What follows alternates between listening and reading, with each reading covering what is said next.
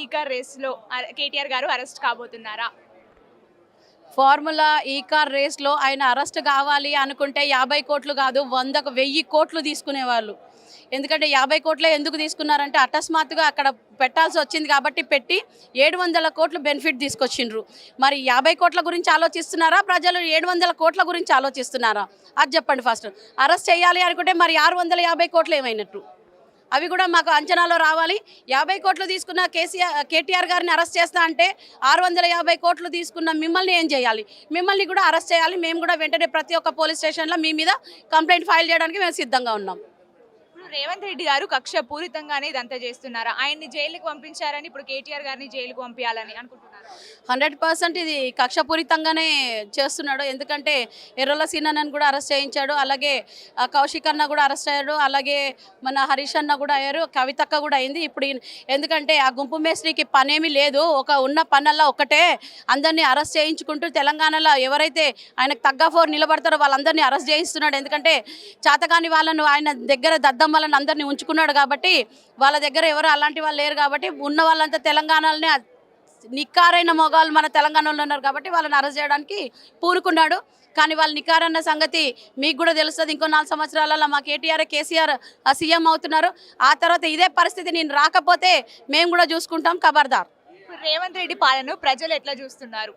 దొంగ పాలనలాగా చూస్తున్నారు. దొంగల రాజ్యం, దోపిడీ రాజ్యం, ఇదేమి రాజ్యం అన్న మాట నిజం చేస్తున్నాడు. ఎందుకంటే అసలు ఆయనకు పరిపాలననే రాదు. ఆయన ఒక దొంగ. ఫస్ట్ ఆఫ్ ఆల్ అందరు 100 మంది 1000 మంది సాక్షిగా అందరూ చూస్తుండగా మీడియా సాక్షిగా పట్టుబడ్డ దొంగ ఈరోజు ఒక సీఎంని చేసి కూర్చోబెట్టినాము. ఎందుకంటే ప్రజలను పాలిస్తాడేమో, ఒకసారి తప్పు చేసిండు కానీ ప్రజలను పాలిస్తాడు అనుకొని సీఎం చేసినాం. కానీ ఇప్పుడు ఆయన దొంగ అని నిరూపించుకున్నాడు. అలాగే ఆయన ఇచ్చిన 6 హామీలలో ఏ ఒక్క హామీ కూడా నెరవేర్చే దిక్కు దివానం లేదు ఫస్ట్ ఆయనకి. అంతేకాకుండా ఒక మినిస్టర్ని కూడా ఆయన ఎంపిక చేసే అవకాశం లేదు. ఇంతవరకు సంవత్సరంన్నర అవుతుంది, మినిస్టర్లను కూడా ఇంతవరకు ఎంపిక చేసుకోలే. ఆయన ఏం సీఎం చేస్తున్నాడో మాకు అర్థం కావట్లేదు. ఆయన ఏం పరిపాలిస్తుండో కూడా మాకు అర్థం కావట్లేదు. 6 హామీలలో ఒక్క హామీ కూడా లేదు ఇంతవరకు. ఒక్క తులం బంగారం అన్న దగ్గర అర్ధ తులం బంగారం కూడా ఇచ్చింది లేదు, సచ్చింది లేదు. అట్లాగే ఉన్న పింఛన్లు కూడా మాఫీ చేసిండు, రుణమాఫీలు మాఫీ చేసిండు, రైతు బంధువులు మాఫీ చేసిండు. ఈయన మాఫీ చేయడానిక నిన్ను ఎంచుకుంది? మాఫీ చేయడానిక? అదే బాపు చేసిన పనులు ఎంతోమంది వేల సంవత్సరాలు మేమంతా గుర్తించుకునేలాగా చేసిన ఆయన పథకాలు నువ్వు వస్తే నువ్వు కాదు నీ వెనక ఎంతమంది కాంగ్రెస్ పార్టీ వాళ్ళు వచ్చినా కూడా ఆ పథకాలను తుడిచే వాళ్ళే లేరు. ఎందుకంటే నీది ఓటుకు నోటు ఒక్కరోజే తాగితే ఒడిసిపోయేది కాదు. మా ఓటుకు పథకం అంటే పథకం 10 ఏళ్ళు బతికుంది. అదొక్కటి గుర్తుపెట్టుకొని పరిపాలించు, అర్థమవుతుంది. ఇప్పుడు కేటీఆర్ గారు బయట ఉంటే ఎదుర్కోలేకనే ఇదంతా చేస్తున్నాడా రేవంత్ రెడ్డి? 100% కేటీఆర్ గారిని ఎదుర్కోవాలంటే ఆయన ఈ జీవితం సరిపోదు, ఇంకో జన్మ ఎత్తాలి. 3 సంచుల ఉప్పు బుక్కినా కూడా కేటీఆర్ని ఎదుర్కొనే ధైర్యం ఆయనకు లేదు కాబట్టి అరెస్ట్ చేస్తున్నాడు. ఇదే మొగతనం అనిపించుకోరు. దొంగలాగుండు. దొరని అరెస్ట్ చేయడం కాదు, గుర్తుపెట్టుకో. కులంలో కూడా దొరనే, పుట్టకలోనూ దొరనే, పద్ధతిలో కూడా దొరనే, గుర్తుపెట్టుకోండి. ఆయన ఏమీ చేయలేరు. ఒకవేళ కేటీఆర్ అన్న మీద నీడ పడ్డా కూడా తెలంగాణ ఆడపిల్లలందరూ ఉట్టుడికిపోతారు. తర్వాత నీ పతనానికి అది దారి తీస్తుంది. ఖబర్దార్. ఎప్పుడైతే నువ్వు తెలంగాణ తల్లిని మార్చినావో, మీ వైఫ్ రూపం ఎప్పుడైతే తెలంగాణ తల్లికి పెట్టినావో అప్పుడే నీ పథకం స్టార్ట్ అయిందని గుర్తుంచుకో రేవంత్ రెడ్డి. ఖబర్దార్. అంటే ఇప్పుడు ఇదంతా చూస్తే రేవంత్ రెడ్డి భయపడుతున్నాడు.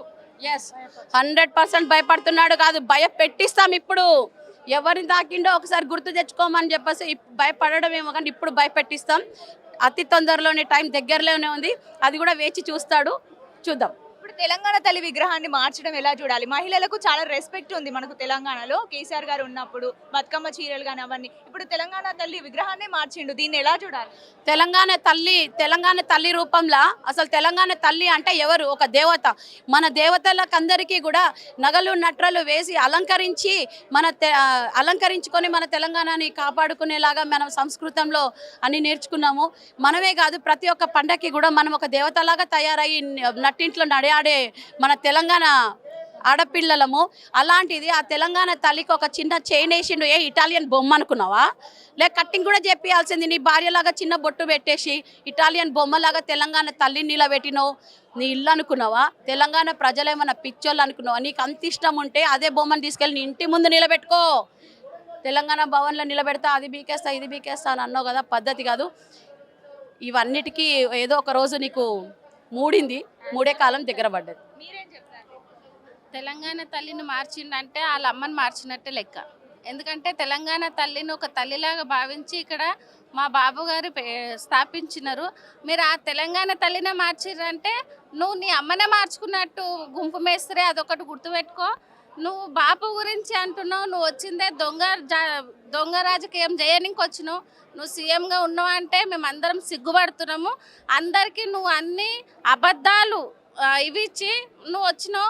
మొత్తం రైతు బంధు మా బాబు వచ్చిన తర్వాతనే ఈ 9 సంవత్సరాలలో మా బాబు వచ్చిన తర్వాత ఎన్ని పథకాలను తీసుకొచ్చిండు అదొక్కటి చూసుకో. నువ్వు వచ్చిన తర్వాత ఎన్ని పథకాలను దింపినావో నువ్వు చూసుకో. ఎందుకంటే రైతు భరోసా అని మా బాబు ఇచ్చిండు. అందరికీ కడుపులు నింపిండు. నువ్వు ఇప్పుడు వచ్చి కడుపులని మొత్తం ఎండబెడుతున్నావు. వాళ్ళ ఉసురు నువ్వు ముట్టి ఎట్లయినా సరే నువ్వు నాశనం అవ్వక తప్పదు. అది గుర్తుపెట్టుకో. కుక్కని సింహాసనం మీద ఎక్కిస్తే నువ్వు కుక్క బుద్ధే చూపిస్తుంది.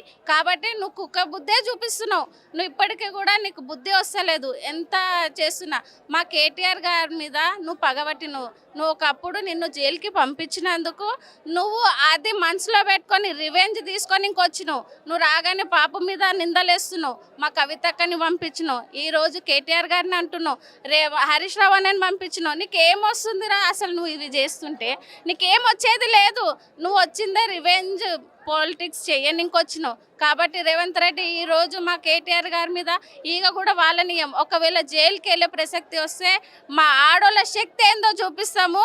నిన్ను పతనం చేయండి మేము ఊరుకోము. ఖబర్దార్ రేవంత్ రెడ్డి, నీకు ఇదే వార్నింగ్ ఇస్తున్నాం. మా ఆడబిడ్డలు అందరం కలిసి ఆడపడుచులంతా కేటీఆర్ అన్నకే సపోర్ట్ ఉన్నాం.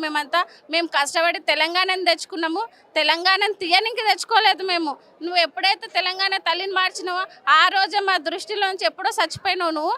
ఇదొకటి గుర్తుపెట్టుకో రేవంత్ రెడ్డి, ఖబర్దార్. జై తెలంగాణ. జై తెలంగాణ. ఇదంతా జరుగుతున్నా కేసీఆర్ గారు, కవిత గారు ఎందుకు సైలెంట్గా ఉన్నారు? మీరు ఒకటి గుర్తుపెట్టుకోవాలి. సైలెంట్ ఉన్నారంటే వాళ్ళకేం చేతనగాక కాదు. ఒక్కటి గుర్తుపెట్టుకోండి, కుక్కలు ఎప్పుడు మొరుగుతూనే ఉంటాయి. కానీ మా అక్క కానీ మా కేటీఆర్ గారు అన్నగారిని మురుగరు. ఏందో చూపిస్తారు. సింహం సింగిల్గా వచ్చినా ఆ దాన్ని ఎప్పటికీ పవర్ తగ్గదు. అది మా కేటీఆర్ గారు, మా కవితక్కనే.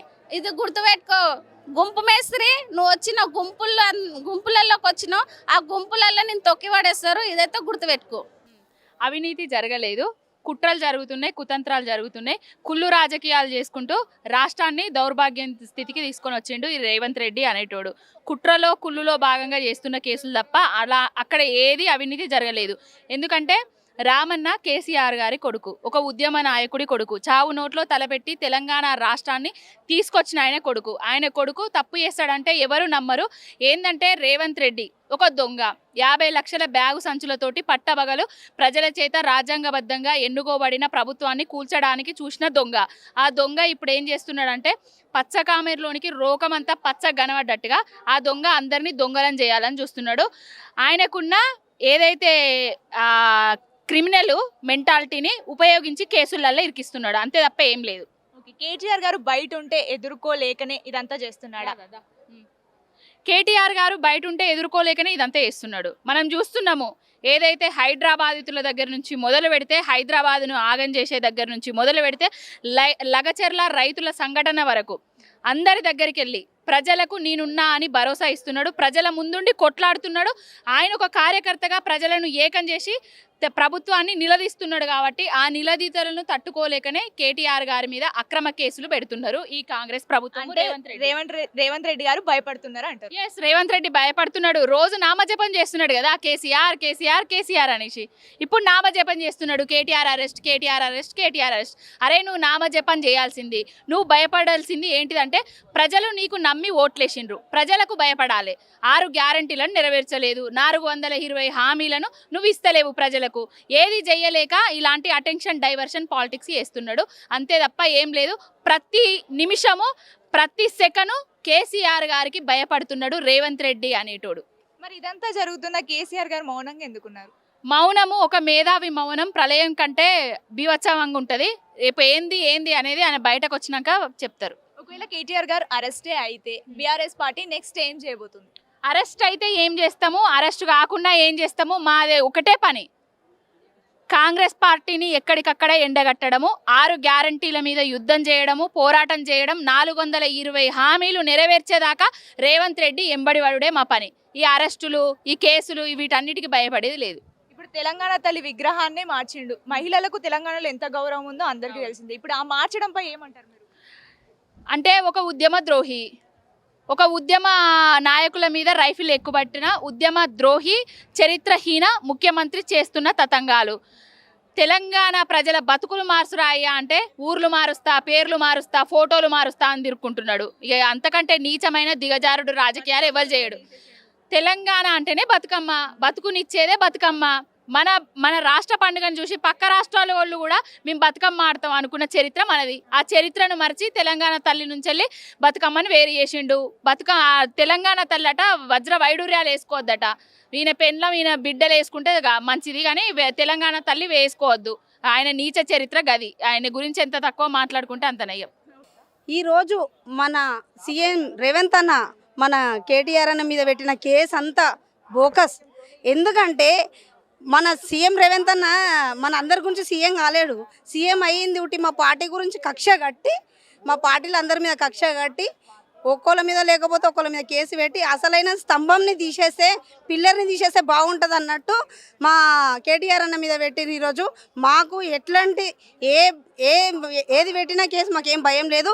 ఈ రోజు వరకు 150 కోట్ల పెడితే ఇంట్లో అందులో రేసింగ్ దాంట్లో ఏం లాభం నష్టం ఏం పోలేదు, లాభమే అయినా. కానీ 150 కోట్లు పెడితే 700 కోట్లు లాభం అయింది. కాబట్టి మా అన్న ఆడ చూపించినా కూడా మీకు అంత రండి లైవ్గా ఇస్తా అన్న కానీ మీరు రాకుంటున్నారు. కానీ భయపడుకుంటా సీఎం రేవంత్ అన్న మీరు అంతగానో కక్ష కట్టేది అవసరం ఏముంది? మీరు ఇచ్చిన పథకాల గురించి చూడండి, ఫస్ట్ ఏమి ఇచ్చిర్రో అవిట్ల గురించి మాట్లాడండి. అంతేగాని పిచ్చి పిచ్చి మాటలు నోటికి వచ్చినట్టు మాట్లాడి మీరు 50 లక్షలు తీసుకొని వచ్చి మా మెట్టుగూడ డివిజన్లో విజయపురి కాలనీలో దొంగగా దొరికినావు నువ్వు. మా మీద ఈరోజు మా కేటీఆర్ అన్న మీద అరెస్ట్ చేయడానికి వచ్చిన చూడు, మీరు ఆరోపణలు పెట్టినప్పుడు మా మీద ఎన్నైతే పెడుతున్నావో మాకు ఏమీ కాదు, మేము ఏమిటికన్నా అడ్డుకుంటాం. మీరు పెట్టిన 6 గ్యారంటీలు ఈరోజు మేము గట్టిగా అడుగుతున్నామని చూస్తున్నారు. కానీ అదే గురుకులాల ఏమవుతుంది, కనీసము పిల్లలకి ఏమవుతుంది అనేది వచ్చి కూడా ఒక్కళ్ళకు పాము కాటేసుడు దాంట్లో ఏమైంది ఒక్కటి కూడా పలకరించుడు లేదు. నీకు హైడ్రా తీసుకొచ్చుడు ఒకటి తెలుసు, మనుషులను ఇబ్బంది పెట్టుడు ఒకటి తెలుసు, మీకు ఈ దొంగ రాజకీయాలు తెలుసు. అంతేగాని ఈ రాజకీయం అంటేనే దొంగ రాజకీయం అయిపోయింది. ఈ రోజు కనీసము ఒక వార్డులో స్ట్రీట్ లైట్ కూడా వెలుగుతలేదంట, కనీసం దాని స్ట్రీట్ లైట్స్ కూడా లేవని అంటున్నారు. కొంచెం అది అనుకోండి. ఎంత గలీజ్ చెండాలమైన గవర్నమెంట్ అంటే అంత చెండాలమైన గవర్నమెంట్ వచ్చింది. మాది మేము ఇప్పుడు జిహెచ్ఎంసీ ఆఫీస్ పోతే కూడా ఏం చేయాలి మేడం అని అంటున్నారు వాళ్ళు. అంతే మీకు ఎంత సిగ్గుచేట అనిపిస్తలేదేమో కానీ మా మీద కక్ష కట్టి మా మీద యూజ్ బదులు ప్రజల బాధలు ఏమున్నాయో అవి చూసుకోండి.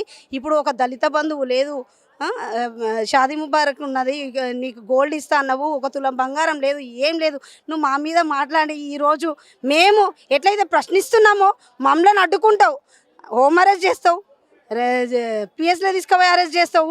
మేమేమన్నా పోయి పలకరిద్దామంటే కూడా ప్రాబ్లం ఉన్న వాళ్ళకు. కానీ ఇది ఏమన్నా నీకు న్యాయం అనిపిస్తుందా? మీ మినిస్టర్లు కానీ, మీ ఎమ్మెల్యేలు కానీ, మీ చైర్మన్లు కానీ ఈరోజు మీ దగ్గర కూర్చొని ఎగురుతున్నారు, సంపాదించుకొని అక్కడ సీట్లలో కూర్చున్నారే కానీ ప్రజల సమస్య తెలుసుకోనికి మాత్రం ఏ పాటు లేదు.